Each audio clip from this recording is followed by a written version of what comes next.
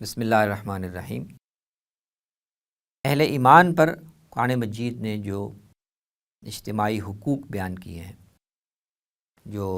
مسلمان جماعت کے تمام افراد پر اور ان کے تمام طبقوں پر ایک دوسرے کے حوالے سے عائد ہوتے ہیں، آج اس سلسلے کی آخری نشست ہے۔ اس میں ہم یہ دیکھیں گے کہ اللہ تعالیٰ نے ایک جماعت کے طور پر زندگی گزارنے کے جو اصول ہیں اور جو اس کے اخلاقی رویے ہیں وہ کیا بیان کیے ہیں۔ جماعت اور امت کا مطلب یہ ہے کہ اب یہ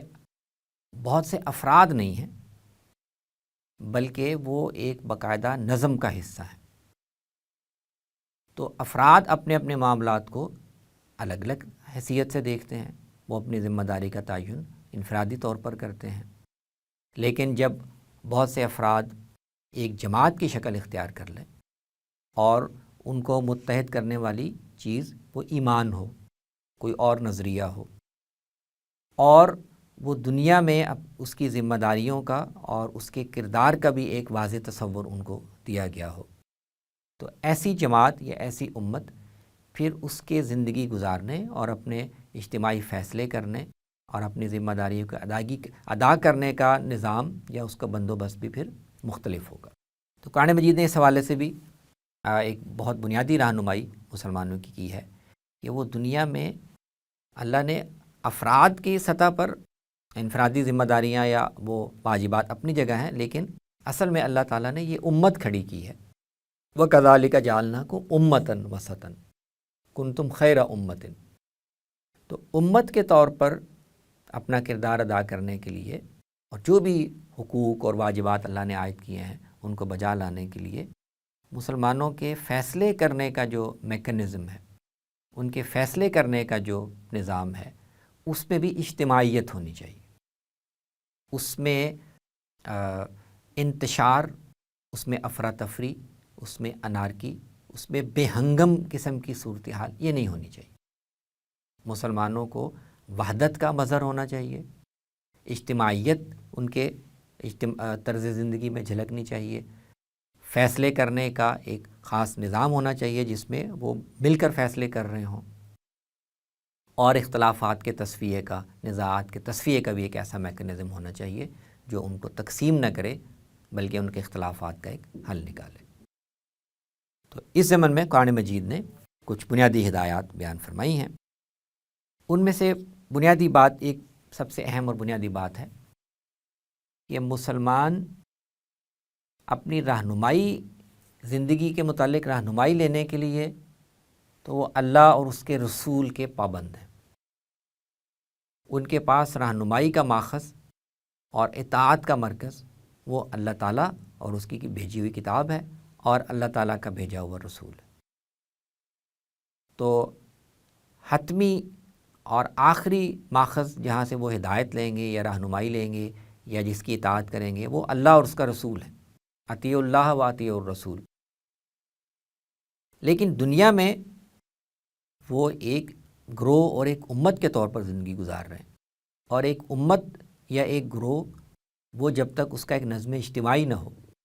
اور اس میں ان کے اعتماد رکھنے والے کچھ اہل امر، اولو الامر، وہ ان کے معاملات کا فیصلہ نہ کر رہے ہوں تو ایک اجتماعی زندگی بسر نہیں کی جا سکتی۔ تو اس لیے قرآن مجید مسلمانوں کو پابند کرتا ہے کہ وہ اللہ اور اس کے رسول کی اطاعت کے تحت اپنی زندگی کے معاملات کو دیکھ بھال کے لیے اور اجتماعی فیصلوں کے لیے اپنے اولو الامر کی اطاعت کریں۔ ہاں، اولو الامر کی اطاعت کا مطلب یہ نہیں ہے کہ ان کے ساتھ رائے میں یا تجویز میں یا نقطہ نظر میں اختلاف نہیں ہو سکتا۔ وہ اختلاف ہو سکتا ہے، اگر کوئی ایسا اختلاف ہوگا تو وہ پھر فیصلے کے لیے اللہ اور اس کے رسول کے پاس لایا جائے گا، لیکن اپنے اجتماعی معاملات کی انجام دہی کا جو طریقہ اللہ تعالیٰ کو انسان اہل ایمان سے مطلوب ہے وہ یہ ہے کہ وہ اپنے میں سے اولو الامر کی اطاعت کرے۔ تو اولو الامر کی اطاعت یعنی ایک نظم اجتماعی قائم کرنا اور اس میں اہل لوگوں کو، ذمہ دار لوگوں کو فیصلوں کا اختیار دینا اور ان کے کیے ہوئے فیصلوں کی پابندی کرنا اور ان کی قیادت میں، ان کی رہنمائی میں معاملات کو انجام دینا، یہ اجتماعی زندگی کا سب سے اہم اور بنیادی اصول ہے۔ یہ سورۃ النساء میں اللہ تعالیٰ نے یہ ہدایت دی، اور اسی سورہ میں تھوڑا آگے چل کر اللہ تعالیٰ نے اولو الامر کی اطاعت کا مطلب کیا ہے اور اس کی شکل کیا ہے، اس کو بھی ایک خاص قضیے کے حوالے سے بیان فرمایا کہ دیکھو مسلمان اس وقت جنگ کی کیفیت میں ہے، خوف کی حالت میں ہے، اور مختلف اطراف سے دشمنوں کے حملے کا خطرہ ان کو ہر وقت رہتا ہے۔ تو اگر کسی کے پاس کوئی اطلاع آئے، کسی جانب سے کسی دشمن کے، کسی لشکر کے آنے کی اطلاع آئے، اور جس کا تعلق اس سے ہو کہ مسلمانوں کو اپنی حفاظت کے لیے یا کسی جنگی اقدام کے لیے کیا پیش رفت کرنی چاہیے، تو یہ کوئی معقول طریقہ بھی نہیں ہے اور یہ اللہ تعالیٰ کو پسند نہیں ہے کہ جس کے پاس جو اطلاع آئے، چاہے وہ امن کی ہو چاہے خوف کی ہو، وہ اس کو سنے اور فوری طور پر یہ طے کر لے کہ ہاں مجھے باہر نکل کر سب لوگوں کو اطلاع دینی ہے، مجھے اعلان عام کرنا ہے تاکہ سب لوگ تیار ہو جائیں، سب لوگ تیاری کر لیں، کوئی غفلت میں نہ مارا جائے۔ نہیں، اگر ایسی کوئی اطلاع پہنچی ہے تو از خود اس پر کوئی فیصلہ کرنے یا اس کی تشہیر کرنے کے بجائے ان کو یہ چاہیے کہ یہ بات اپنے اولو الامر تک لے کر جائیں، ان تک پہنچائیں، اور وہ اپنے اختیار کو دیکھتے ہوئے اور وہ اپنے اس اتھارٹی کو استعمال کرتے ہوئے اس کے تحت یہ دیکھیں کہ اس خبر کی تحقیق کا کیا طریقہ اختیار کیا جائے، اور اگر اس پر کوئی اقدام کرنا ہے، اس پر کوئی حکمت عملی بنانی ہے تو ان کی قیادت میں کی جائے۔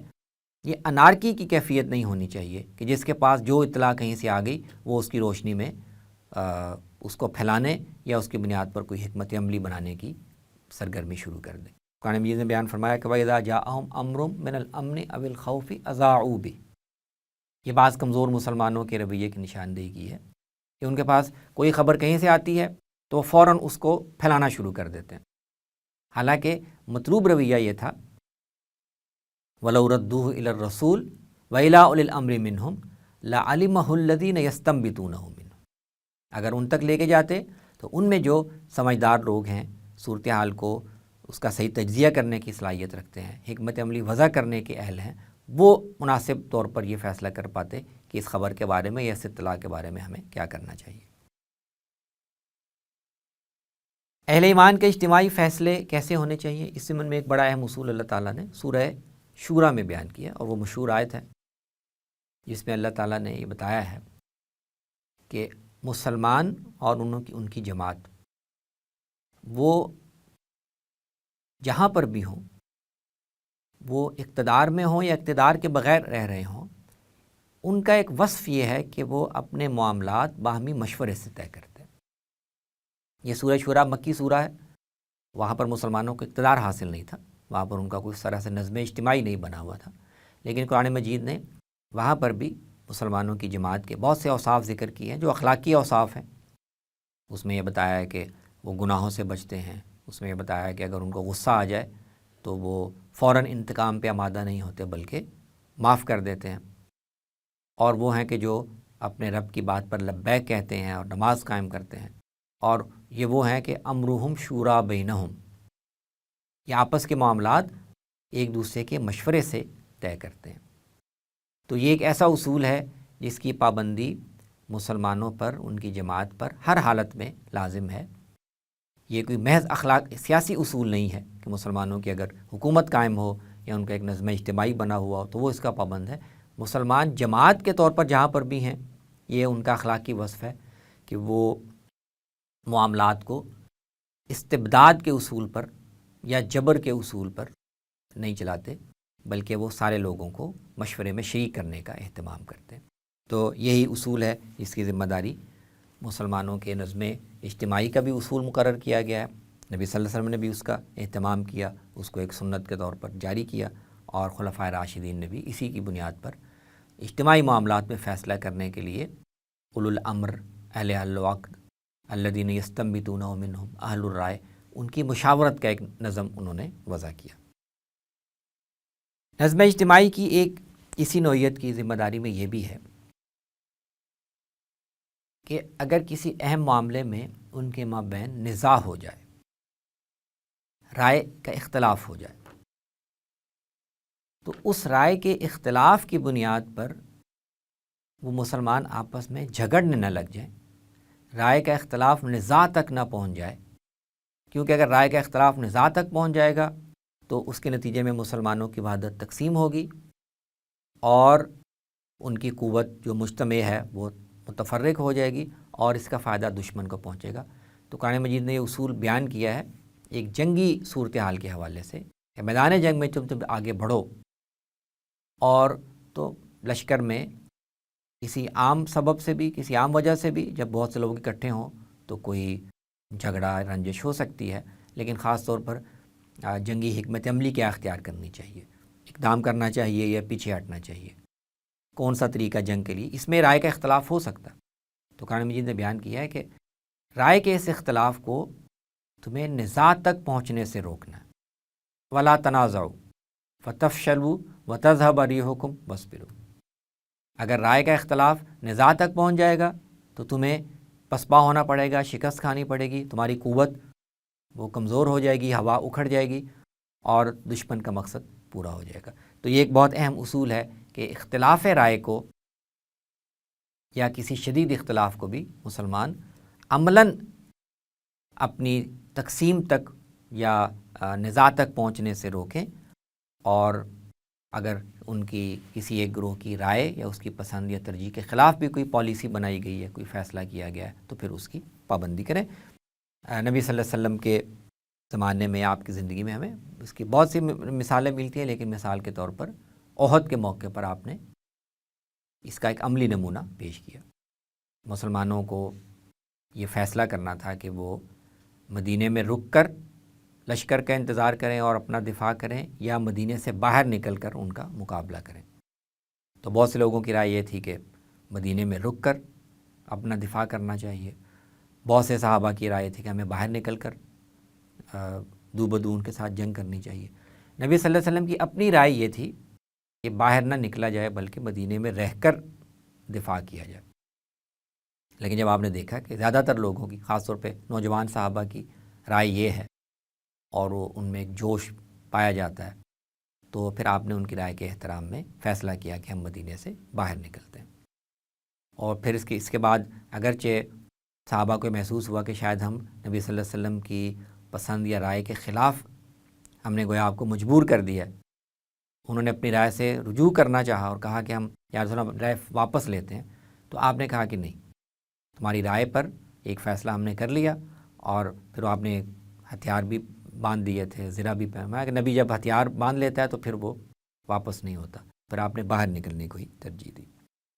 اسی ضمن میں ایک بڑی اہم ہدایت جو اسی اجتماعیت کے پہلو سے ہے، جس میں شورا کا پہلو بھی ہے اور جس میں اولو الامر کی جو اہمیت دی گئی ہے فیصلہ کرنے میں وہ بھی نمایاں ہے، وہ سورہ حجرات میں اللہ تعالیٰ نے بیان کی ہے کہ اگر کوئی آدمی تم تک کوئی اطلاع لے کے آئے کسی قبیلے یا جماعت کے بارے میں، اور آدمی کا اپنا کردار کوئی بہت سکا نہیں ہے، مشکوک ہے، تو بس اس کی اطلاع پر تم ایک دم اقدام کے لیے نہ نکل پڑو، بلکہ اطلاع کی پہلے اچھی طرح تحقیق کر لو۔ اذا جاءکم فاسقم بنبأ فتبینوا، کوئی مشکوک کردار کا آدمی کو اطلاع لے کے آئے، کسی قبیلے کے بارے میں اس نے تمہیں کوئی اطلاع پہنچائی اور وہ کسی اقدام کا تقاضا کر رہی ہے، تو اقدام کرنے سے پہلے مثلا کوئی ایسی اطلاع لے کے آیا کہ فلاں قبیلہ اسلام سے پھر گیا، وہ مرتد ہو گیا، وہ لڑائی کی تیاری کر رہا، تو یہ اطلاع آنے پر فوری طور پر اقدام کا فیصلہ نہ کرو، فتبینوا، پہلے اس کی تحقیق کرو، اس کو یعنی اس کو دوسرے ذرائع سے اس کی تصدیق کرو، اور یہ اس لیے ضروری ہے ان تصیبوا قوما بجہالۃ فتصبحوا علی ما فعلتم نادمین، کہ اگر تم نے ضروری تحقیق کے بغیر اقدام کا فیصلہ کیا